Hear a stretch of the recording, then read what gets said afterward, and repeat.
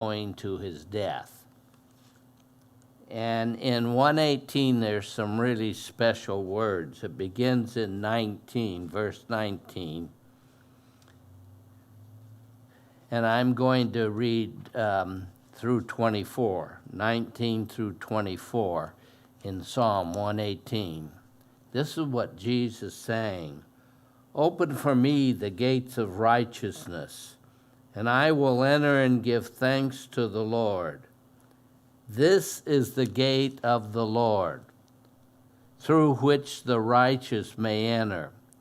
I will give you thanks, for you have answered me, and you have become my salvation. The stone that the builders rejected has become a capstone, and the Lord has done this, and it is marvelous in our eyes.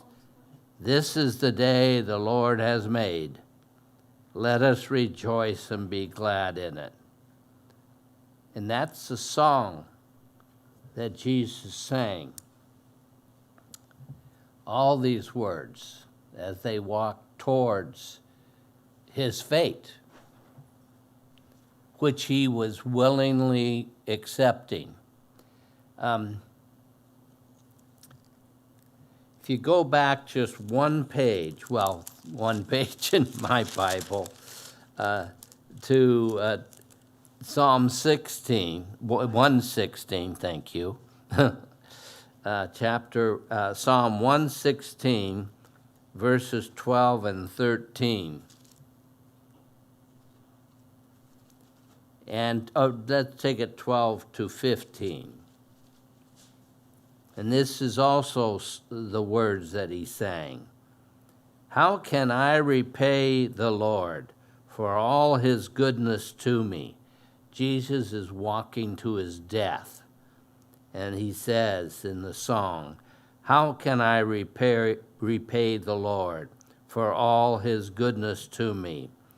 I will lift up the cup of salvation and call on the name of the Lord. I will fulfill my vows to the Lord in the presence of all his people. Precious in the sight of the Lord is the death of his saints. Jesus was singing about what was going to happen in the next few hours. And so there's some things here that are the key to the whole experience that Jesus was going through. One was the cup, and the other is the gate that Jesus was singing about.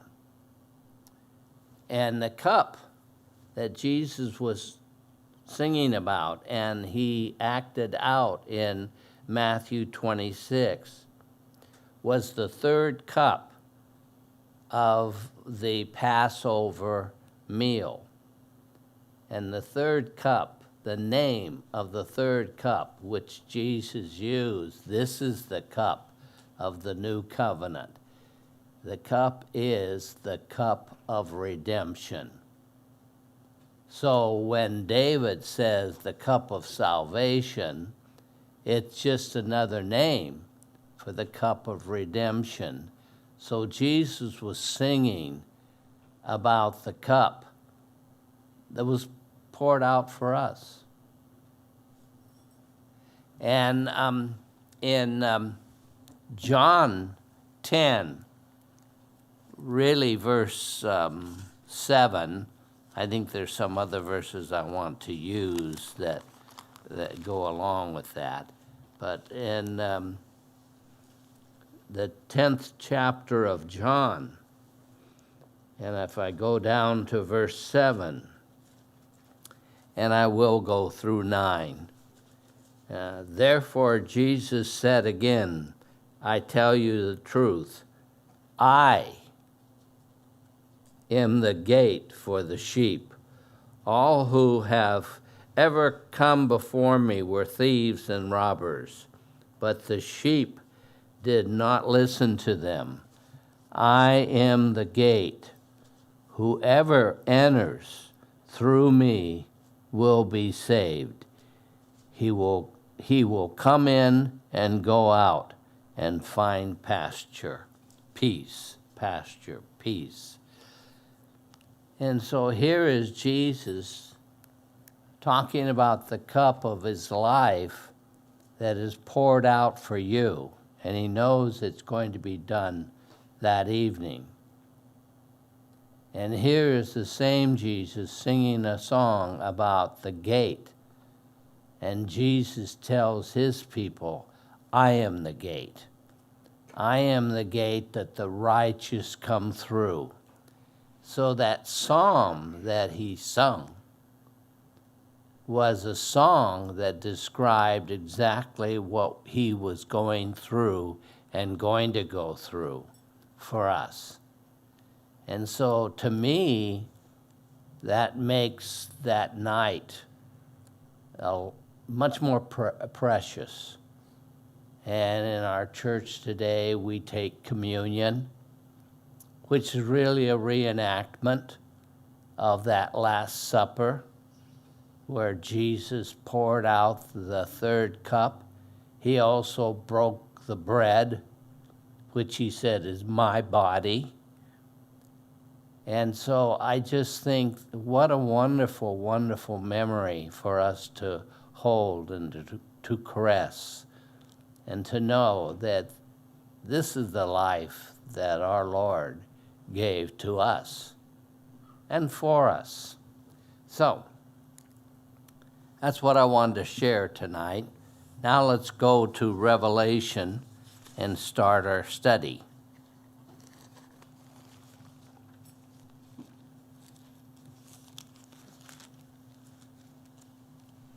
I'm going to go to chapter 16, which we have covered, but I want to bring some things to your mind.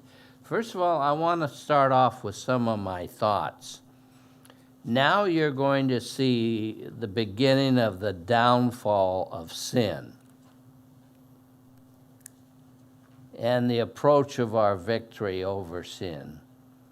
And we know in our victory over sin, we're spectators and Jesus is the victor. Mankind does not defeat sin all the way from Adam to us. Sin is not defeated by mankind. Sin is defeated by Jesus Christ for us. And the first thing I want to remind you of is that sin has no friends. Now, sin may share a common goal with another sinner, but there is no sense of loyalty between them. Sin is totally self-seeking, and sin will turn on every victim that has gone over to that side. Sin has no loyalty. Sin has no friends. Let's turn to Isaiah. And I want to give you just a couple verses in Isaiah where Isaiah sees this and reports this to us in the form of a prophecy. I want to go, first of all, to Isaiah 14. Isaiah 14.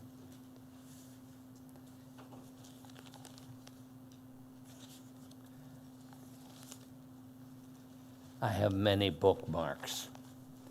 Isaiah 14 is the prophecy of Lucifer becoming Satan and full of self-pride and an enormous ego. Satan is convinced that he can overpower God and rise above the clouds of the kingdom of God. And it ends with his mistaken pride in his own self. It ends with the warning in this prophecy of what's going to happen to him. And I'm going to show you two verses. One is in Isaiah 28, which we'll go to, and the other one is this one, Isaiah 14, verse 20.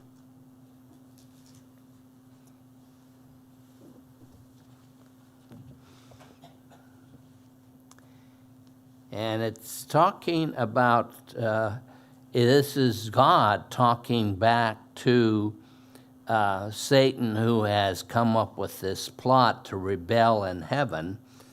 And it said in verse 19, it says, "But you are cast out of your tomb," which would be the abyss, "like a rejected branch." We all remember that the word branch is a word for the Messiah.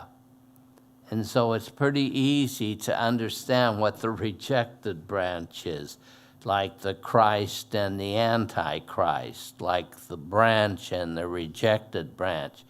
And Satan is becoming the rejected branch. And then in verse 20 it says, "You will not join the kings in burial, for you have destroyed your own land." See what I mean? Sin always ends in destruction. It says, "For you have destroyed your own land and killed your own people." The offspring of the wicked will never be mentioned again. So that's the curse that's on Satan because of what he has done. He is the rejected branch, and he has destroyed his own people. That's what I mean by the fact that sin has no friend. Sin turns on everything and destroys everything in an attempt to take whatever life and power is within you and take it away from you. Now let's go to 28, chapter 28 in Isaiah. And I want to start with verse 18 in chapter 28. And this is another prophecy about Satan. And, you know, Isaiah was like 700 years before Jesus. And this prophecy doesn't get played out until Jesus on the cross. And so you begin to think, how do these people attempt to understand something that to them was a prophecy of over 700 years in their future? So you begin to see the difficulty here. But in verse 18 of chapter 28 in Isaiah, it says, "Your covenant with death will be annulled." In other words, you will lose the power you had. The only power Satan ever had was this power of sin and death. Jesus took away that power when he attacked the gates of hell during that time period of 3 days, as many hours as it was, the time period between when he was taken down from the cross and until he walked out of the tomb. And I think you all remember that on the cross, Jesus defeated sin. And walking out of the tomb, Jesus defeated death. And so Satan today only has the power that we want to give him because he frightens us or we become convinced of his lies. Satan has no power. That's why Paul in Thessalonians says that Satan is all about counterfeit miracles, because Paul knew that Satan had no real power. So your covenant with death will be annulled. Your agreement with the grave will not stand. When the overwhelming scourge, this is the power of God, the sweeping power of God, sweeps by, you will be beaten down by it. As often as it comes, you will be carried away, morning after morning, by day, by night, it will sweep through. The understanding of this message will bring sheer terror.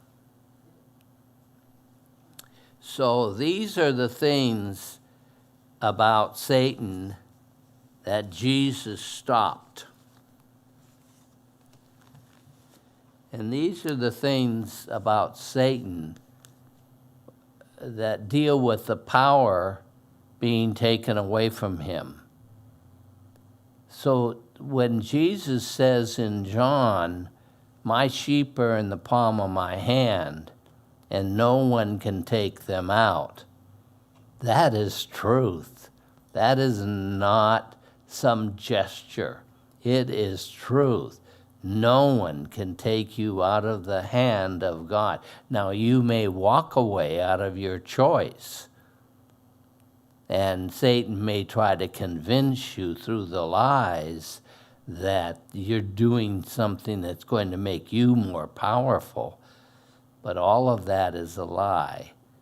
Satan has been defeated, and we are acting out those days.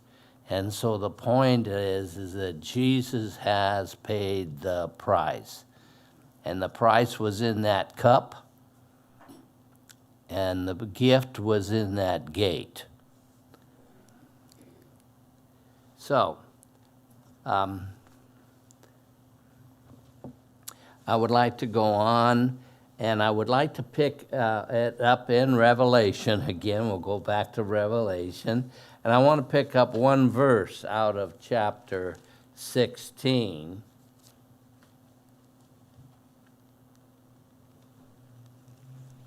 Which is verse 19.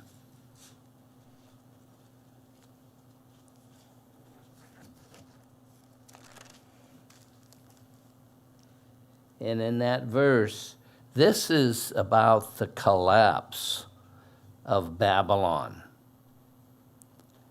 And it's kind of an interesting thing. How in the world did Babylon become the center of evil and sin? Why not Cairo, New York, Paris would be good? But no, Babylon is the center of sin and the enemy of God. And why is that? And I think part of the answer that we can find here is in Zachariah 5. Keep your finger where you are, and go to Zachariah, about next to the last of the Old Testament, Zechariah 5, and it's a little interesting story. And I'm going to start it in verse 5. And it says, then the angel who was speaking to me, and this is Zechariah, and he's been approached by an angel who is telling him a story and showing the story to him. And the angel who was speaking to me came forward and asked me, look up and see what this is that is appearing. And I asked, what is it? And he said, it is a measuring basket. A measuring basket in Israel was called an ephah, not to confuse it with an ephod, which was part of a garment, was a garment that the high priest wore. That's an ephod. This is an ephah. And an ephah was a measuring basket. And so when you bought things like grain, an ephah was close to, but a little less than half of a pound. And so you would open up your little basket, and they would pour grain into it. When the basket was filled, they knew that you had what you had paid for. And so that's what a basket is. And many of you, I'm sure, have heard of the old saying of something is going to hell in a handbasket. This is where it comes from. This is the verse. And what's going to hell in a handbasket? Evil. And so it says here in verse 6, he replied, "It is a measuring basket." And he added, "This is the iniquity of the people throughout the land." Then the cover of the basket was led. It was raised, and there in the basket sat a woman. This is going to become the woman of Babylon, the queen of Babylon. And he said, "This is wickedness." And he pushed her back into the basket and pushed the lead cover down over the mouth. The reason they're talking about a lead cover here is because the lead cover was the same thing that was put over a coffin. Now, many Jews, particularly the earlier ones, were buried in caves, and a niche was made in the wall, and after the bones had dried for a year or so, the family would go in and dislodge the bones from each other and put it in a little box and put the box in the niche in the cave. That way, a clan could have many people that belonged to it buried in the same cave. But later on, when the caves began to run out, they built coffins that were on the surface because Israel, particularly in the Jerusalem area, it's rock-hard soil. And so the coffins were put on the top of the land, not down deep into the land. And to make sure the coffins would be not disturbed, they always put a lead cover over the coffin. No one could lift it, and the lead did not rust like iron and other metals. And so that was typical. So in this story, they're talking about burial. And they're talking about sin being buried somewhere in the future. And where it is buried is, let's pick it up in verse 9. "Then I looked up, and there before me were two other women, angels, with the wind in their wings. They had wings like those of a stork, and they lifted up the basket between heaven and earth." "Where are they taking the basket?" I asked the angel who was speaking to me, and he replied, "To the country of Babylonia, to build a house for it. When it is ready, the basket will be set there in that place." Now, I don't know why God chose Babylon as the dumping ground for sin. I don't understand it, but it was. And that sin will rise up at the end of time and form an alliance with the Antichrist and war against God and war against Jesus Christ. But like I said, sin has no friends, no sense of loyalty, and sin will always turn on itself, and it will destroy its people. And so there comes a point at which the Antichrist is not happy anymore with the Queen of Babylon, because Babylon stands for chaos. and blasphemy and sins of all sorts. And that causes chaos in countries and disintegration in countries, which is what the Antichrist wanted. But the day comes when the Antichrist has succeeded in gaining power, and we're starting to enter into the era of the 666. And so the Antichrist now does not like the Queen of Babylon. He does not like chaos. He wants order. He wants control. He wants absolute dictatorial power. So if you go back to Revelation,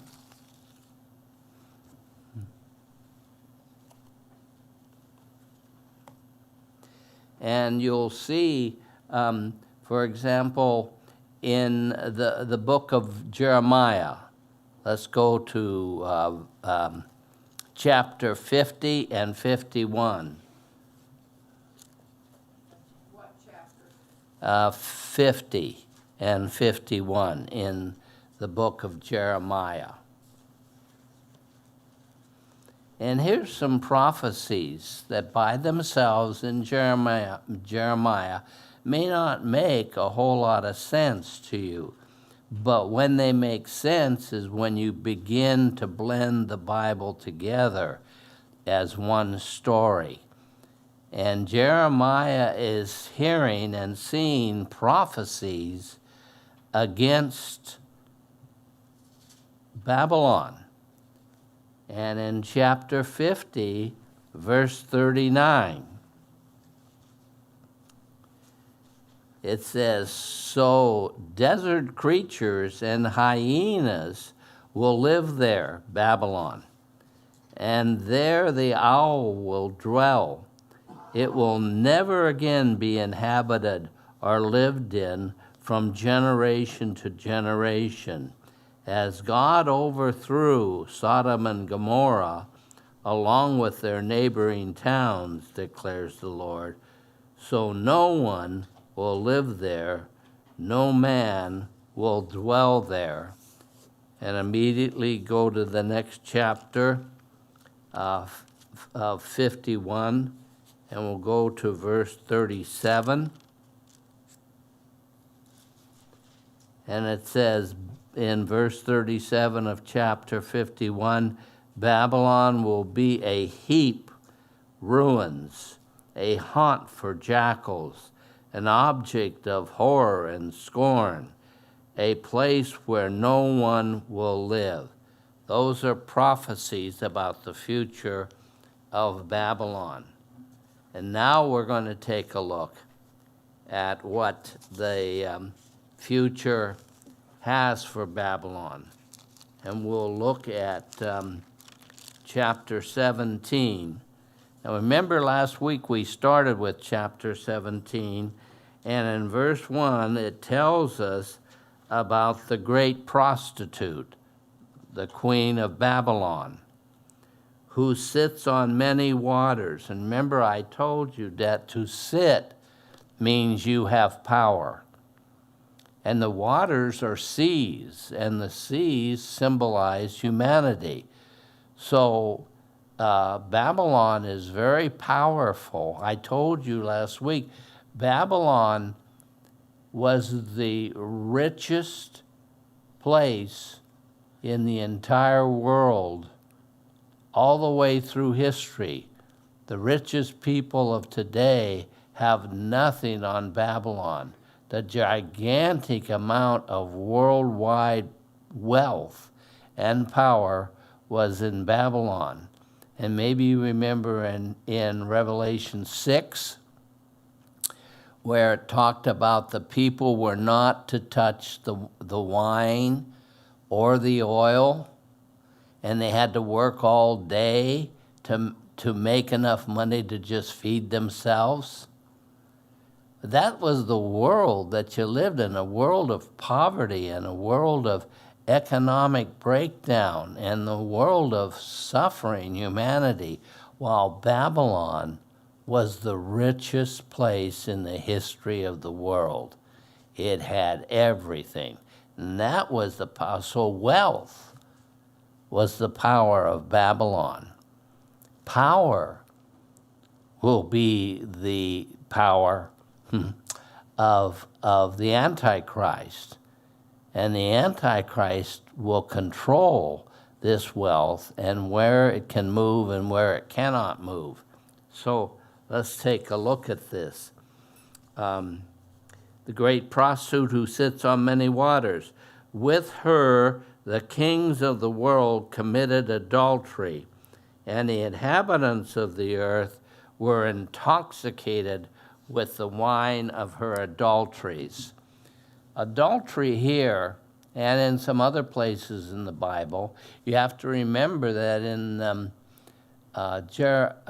Jeremiah 2, chapter 2, God divorced Israel. He later takes them back. But he did. He divorced Israel because of spiritual adultery. And in spiritual adultery, we're talking about going to another god and creating your own god and walking away from the God of the universe. And so Israel was doing that. In fact, God asked them the question in chapter 2, has a nation ever left their God and chosen another one, or even invented another one? And he says, that's what you've done, Israel. You have chosen a different God. And that's spiritual adultery. So the word adultery means all sorts of rebellion: sexual rebellion, spiritual rebellion, moral rebellion, every kind of rebellion. It comes from the adulteries of the kingdom of Babylon. Now, where exactly the kingdom of Babylon is, the Bible uses this as a figure of speech. We're not sure, by we, scholars and me, are not sure about what is being talked about here. Is Babylon a person? Is Babylon a city? Is it a nation? Does it have a geographical location? Is it located in Iraq, where the original Babylon was? Or is Babylon a description of, say, Rome, some other city? And we do not know, but there are some hints in the Bible. And so I'm picking this up in verse 3, and it says, then the angel, and remember this is John in Revelation, and he has his angels escorting him like Zachariah did, like Ezekiel did, like Daniel did. There were so many of the prophets that were actually in communication with angels. And it says here, then the angel carried me away in the spirit into a desert, where I saw a woman sitting on a scarlet beast that was covered with blasphemous names and had 7 heads and 10 horns. That's a lot of mystic prophecy. But if you look at, first of all, you remember earlier in Revelation, it talked about a woman and the dragon. That's not the same thing. In that situation, the woman was Israel, giving birth to the Messiah, bringing the Messiah into the world. Israel is the window in which the Messiah comes to us. And so the woman is Israel, and the dragon, of course, was Satan. And it said the dragon was poised behind the woman, waiting for the instant for the baby to be born so he could kill it. And God steps in and makes sure that doesn't happen. Well, that's a separate story. This story has nothing to do with it. In this case, you've got the warfare coming together between the forces of evil who are turning on each other. You've got the woman riding the beast, trying to control the beast. And you have the beast, who is the Antichrist, who wants to destroy the woman. And so you have this great conflict in this riding situation with two forces trying to destroy each other.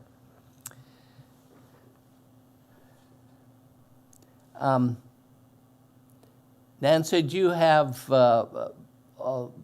handy the picture of the woman riding the beast that we showed last week? If you do, you can put it up there. There she is.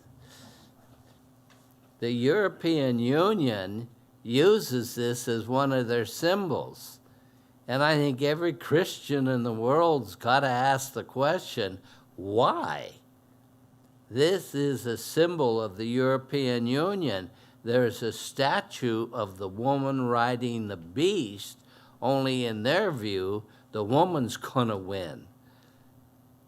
And they have a statue of this outside of Stafford, which is in France, which is the administrative center for the European Union. And then in Belgium, there's Brussels, which is the financial center for the European Union, and they have a statue there of the same thing. Two statues with this conflict between two forms of evil trying to kill each other. That's one of the major differences between life with God and Jesus or life with Babylon and the Antichrist. Every day we need to live our life by putting God in front of our life. And in fact, now is a good time to show you that. There's a beautiful statement in Deuteronomy.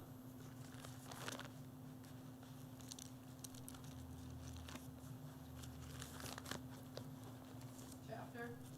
I'm thinking about it.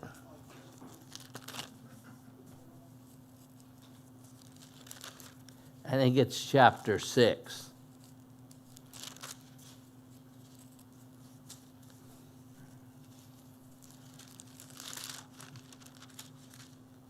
Yes, it is. Chapter 6, verse 4.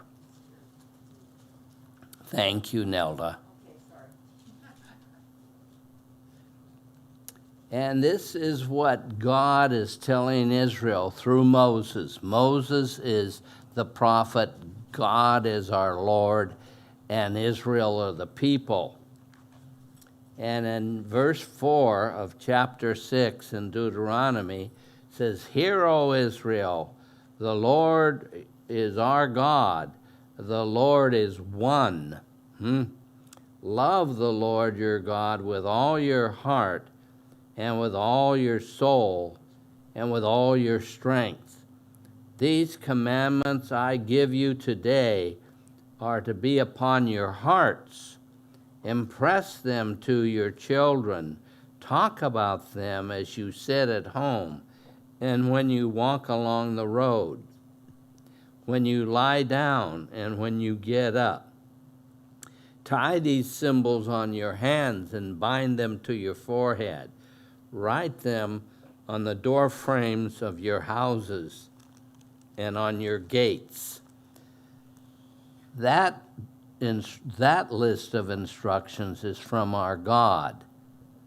And that list is the way we're supposed to live our life. Not like Sodom and Gomorrah or the woman and the beast. We are to live our life by putting God in front of every day. And that's what God is telling his people here. To talk about him, to think about him, to ponder his ways, to teach each other his ways, and to have symbols around them that will remind them daily of their relationship with God. So I just wanted to point that out because it is such an interesting thing between their way and our way. So let's go on. Oh, another thing I wanted to say is you say the beast that the woman rides is the Antichrist. Well, how do you know that for sure? Well, it does. It says right here, there, it says in verse 3, there I saw a woman sitting on a scarlet beast that was covered in blasphemous names. First of all, that would be, of course, Satan and the Antichrist, because they are always talking against God, and they're always challenging God, and always losing. So the blasphemous name, and it had 7 heads and 10 horns. If you remember correctly, in chapter 13, which was just a little bit ago, the beast is coming out of the sea of humanity. And look and see what it says. It says in verse 1 of chapter 13, it says, and I saw a beast coming out of the sea, and he had 10 horns and 10 horns and 7 heads. So it's this over here is the beast, the same beast that came out of the sea, which is the Antichrist. And so it says in verse 4, and the woman was dressed in purple. That was royalty. See, and we know that from an earth point of view, that she was royal. And it says that purple and scarlet, and was glittering with gold, precious stones, and pearls. Remember, she is the richest person, or the richest city, or the richest nation, whatever, since the beginning of time. She is the richest and most powerful. Money means power in the world's way of thinking. And it says, she held a gold cup in her hand filled with the abominable things and the filth of her adulteries. This title was written on her forehead. Remember, on our forehead, we have the title that we are a child of God.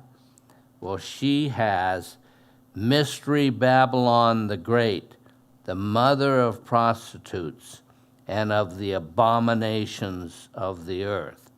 That is a forehead I would want to get away from. Verse 6, I saw that the woman was drunk with the blood of the saints. See, that was past. And the blood of those who bore a testimony to Jesus. When I saw her, I was greatly astonished. When the angel said to me, why are you astonished? And I explained to you the mystery of the woman and of the beast she rides. And here it is, which has 7 heads and 10 horns. The beast, verse 8, the beast which you saw once was, now is not, and will come up again out of where? The abyss. You remember when the 3 warnings were coming upon the world that are mentioned in Revelation? And the first warning was that the abyss was starting to open up and demons were coming out of it. This is the same abyss that the Antichrist has lived in. An abyss of Satan is home of Satan, and also the tomb of Satan.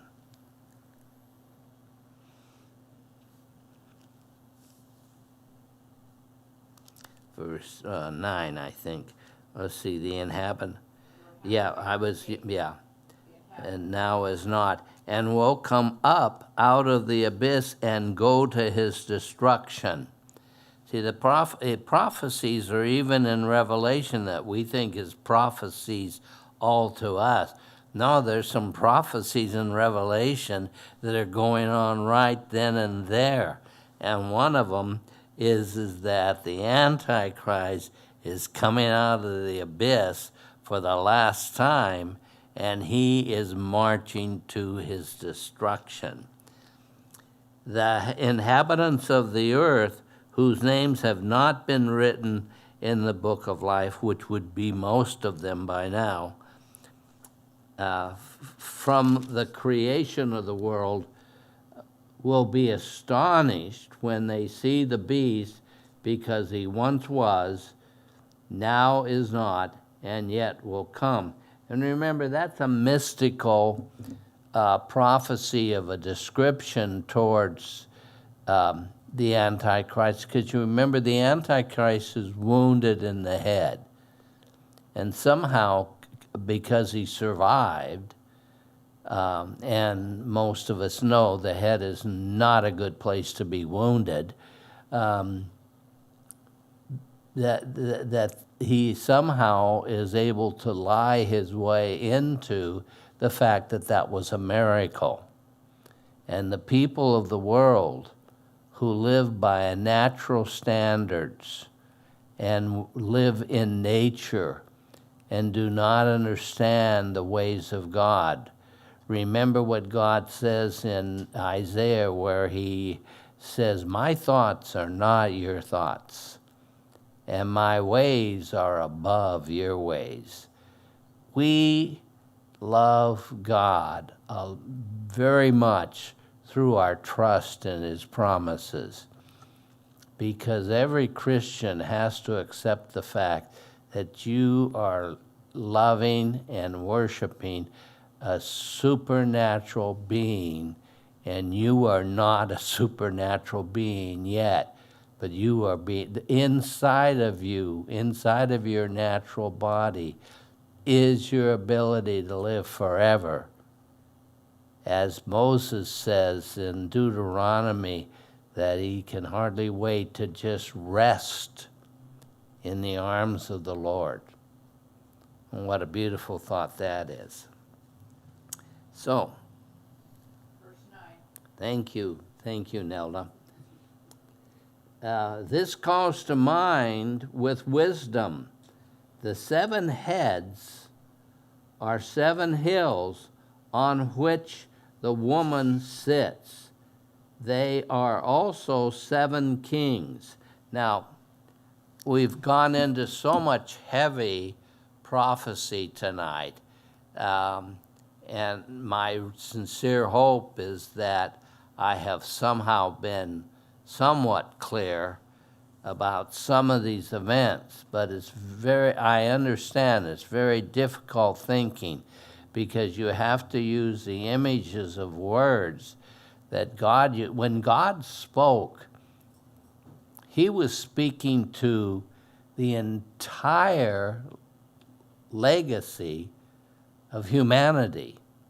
He was talking to first century people, 10th century people, 21st century people. He was talking to Adam and Eve. He was talking to everybody.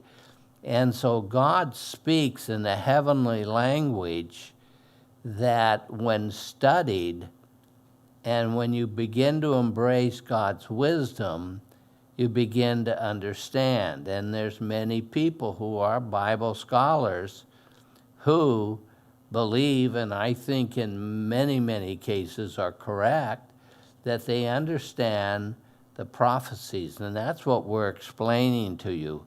But it is given in a mysterious language, because God wants the first man who walked on the earth, as much as the last man to walk on the earth, to understand, to have an opportunity to understand God's will. And to do that, he can't speak in the language of one set of people who were an ancient tribe who lived 10,000 years ago. He has to speak in a God's language, the God's language, which is a universal language, and that's our problem. But what it says here leads many people into that question we were talking about Babylon. Is Babylon symbolic of some other major city? Is Babylon symbolic of a person, a city, a nation? And that's the guess. But here you have an interesting clue that may lead in the right direction. And it says in verse 9, this calls for a mind with wisdom. The 7 heads are 7 hills on which the woman sits. Remember, when you sit, you're in control. You're in power. And the interesting fact, historical fact, is that how did Rome get started? Rome started in the distant past when the fact that the area where Rome will develop has got 7 hills. And on each hill was a tribe. And the tribes were different tribes. And the tribes came together for defense and for economy and for safety. They came together and formed a union, and that major village was the beginning of the history of what will become Rome. The 7 hills of Rome, the 7 tribes of Rome, that became Rome. And so you're left with the question, is this woman sitting on Rome in authority? I don't know. I honestly do not know. Some people think they know. I want to just ask God to bless your week, to give you peace, to know He is on the throne. Nothing is happening or will happen that is not within His authority. And what we are doing is we are starting into an era where the one kernel of wheat is going to burst forward into hundreds of kernels of wheat. So, amen. Thank you, people. God bless for showing up.